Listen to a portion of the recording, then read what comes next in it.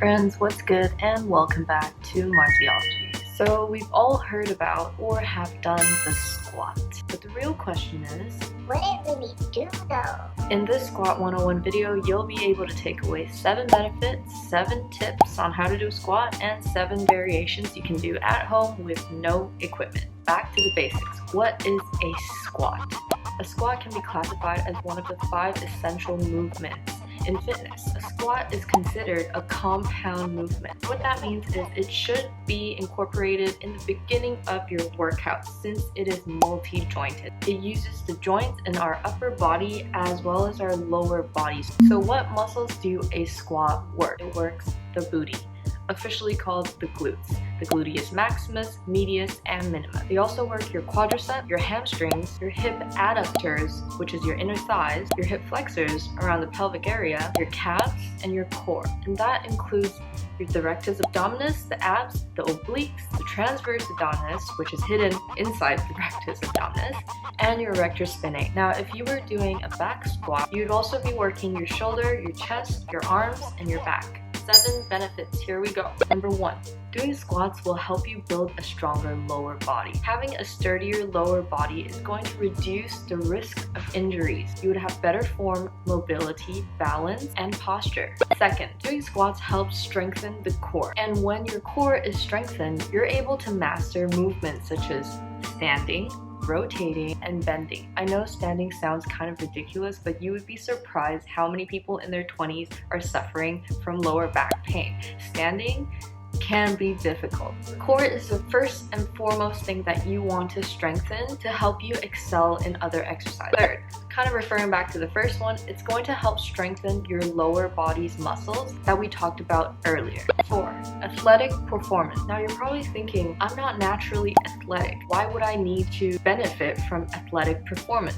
Well, that's the whole point. If you're not athletic and you master the squat, it's going to help you access a lot of different movements that you didn't think that you could have done before. Not bad, right? Mastering the squat, especially with added weights, will help improve your explosive strength. And if you work on speed and strength added together is power. If you think about all of the Olympic sports out there or competitive sports out there, power is a very important element that all athletes have to master. 5, squats actually burn more calories than long endurance, light intensity aerobic exercises. So if you're walking on a treadmill for 45 minutes, you could definitely save some time and do 15 minutes of some squat variations, and it would burn the same amount of calories or even more. But with the squats, you're actually working your muscle, so you're not just increasing your aerobic capacity, you're training your muscles to build lean tissue that's going to help you progress in other exercises, and it's going to help you burn calories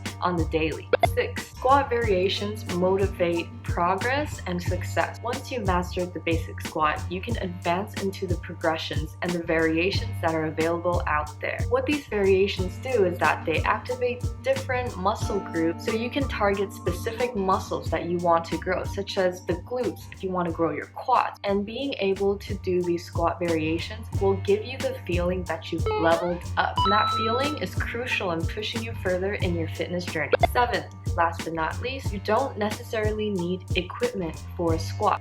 Why are all these resistance bands out there? Well, the thing is, if you're able to add a little bit of resistance to your squat, you're going to further activate all the muscle groups that you're working. But if you don't have equipment, you can challenge yourself by incorporating a little bit of balance or coordination to make your squat more difficult. You don't necessarily need equipment, but it would be great to have equipment as well. Let's head over to the gym and let's talk a little bit about 7 tips to be on your mind when you're doing a squat to avoid any injuries and to ensure you're doing the perfect squat. Tip number 1, your knees and toes should always be pointing in the same direction. And most experts say that your knees are not supposed to go past your toes. And that's correct in most cases for beginners. Keep in mind that there's no definite right or wrong way to exercise. There's only the best way for that specific person according to their specific body. But as a beginner, it's a great way to remind yourself, which leads me to my next point. Your hips should always lead down instead of your knees. If you lead with your knees are going to go past your toes. A lot of knee pain happens when we lead a squat with our knees instead of our hips. When we do that, all the weight and pressure is coming into our knees instead of going all the way down right to our foot where the gravity is supposed to be. So that's the second tip. Hinge those hips, let them lead you down into your squat instead of your knee. Tip number 3, your knees should always push out on the down face of the squat instead of caving in. When our knees cave in, again, the pressure is going into our knees and we want all of the weight to go straight down to our foot because that is where our balance lies in, at the ends of our body. For beginners that haven't worked out their lower body muscle groups as much, you would find that your knees will cave in, but that is why you need to use your hips. Tip number 4, always engage the core. That movement is called the TVA activation.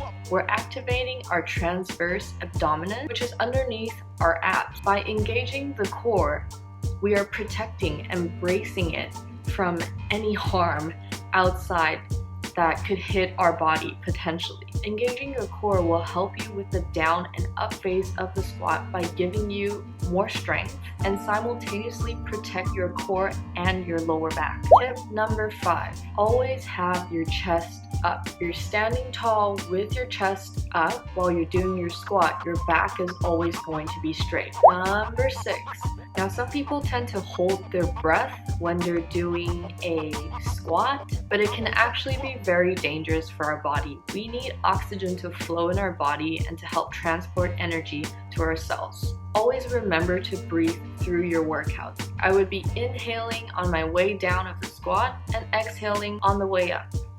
Last but not least, always warm up for a squat. By warming up, the tissues around our joint and our muscles will soften up and get ready for whatever movement that we're doing to prevent us from injury. Now, the warm-ups for a squat could simply be the squat itself without any weight. You can also do some dynamic active stretches to loosen up the tight tissue around the muscles. Because a lot of us are not able to access the gym at this time, I just want to say that squats are totally doable at home, and there are ways to do it that helps you break sweat and burn calories without equipment at the gym. Now, if you have resistance bands at home, feel free to use them. They're really great for upping that difficulty level and adding more resistance to those muscle groups. At home, you can try the resistance band wide to narrow squat. For a wide squat, your feet would be a little bit further than shoulder width apart, and for your narrow squat, it would just be around shoulder width. Changing the direction or the plane of the squat is really going to challenge the muscle groups to work in a different way. It's just like if I told you that for your running training now you have to run backwards. That's going to be a lot more difficult than running forward. Second, you can try a resistance band squat walk. Now you can definitely do this without a resistance band. It would also equally burn your lower body. To make this a little bit more difficult, you could incorporate a squat jump and a squat walk. Or you could just do a squat walk by itself, forward or backwards. You can also move sideways to help you access that lateral plane. Third, squat jumps. These guys, squat jumps give me hell. When I didn't know how to do a proper squat jump, that shit really burned my knees. Please do not progress to a squat jump if you haven't mastered a squat. In a squat jump, you really want to be pushing on the balls of your feet. When you land, be sure 100% to land with your hips leading down. If you land and your knees start caving in and your knees start leading you down, all the pressure from the jump is just going to your knees and you're gonna feel it. To prep for it, if you're not ready, practice jumping in a linear plane or a multilinear plane until you're comfortable with the motion of your feet kicking off the ground. Once you've mastered the squat jump, you can make it a little bit more challenging and squat jump with a forward bound and do some squat walks back. That's definitely going to add some spice in your squat. You can also do some squat jump rotations, which is super fun but super brutal, but if you're up for a challenge, go ahead, do them at home. You can also try the Bulgarian split squat. So with this, you would want to have your feet on some sort of elevated substance like a chair or a bench or just something that's slightly higher so you can lay your back foot on top of it and work those quads. Now, depending on the distance of that back leg, you would be targeting either the glutes more or the quads more. So the further the distance your feet are with each other, you are going to be targeting the glutes more. Now, if your stance is a little bit narrower, then you're working the quads more. You can also try the squat toe tap at home. Now, by adding the toe tap, we're engaging our upper body while we're doing this lower body movement. This helps with coordination, hand-eye coordination, our body's coordination. Mind and muscle connection is so important, and I can't stop emphasizing it.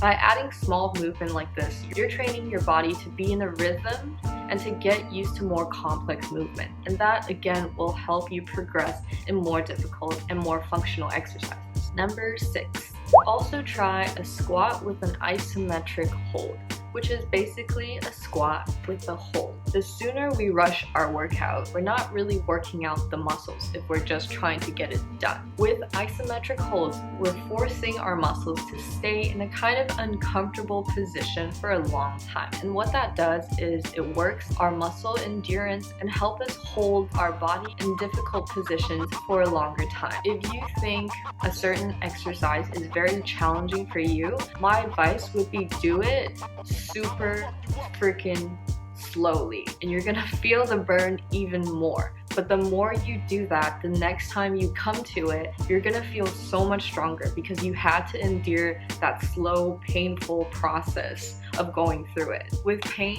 comes success, I guarantee you. And I mean pain as in the good pain, not like knee pain, like muscle pain. Last but not least, at home, you can also try the sumo squat. So a sumo squat is wider than a wide squat. Now with the sumo squat, this is definitely targeting more glutes than legs. Now some guys might be thinking, why do I need glute muscles? Like, I'm not out here to thirst trap anyone. Why do I need glutes? Well, glutes are actually very important for any other exercises that you're doing.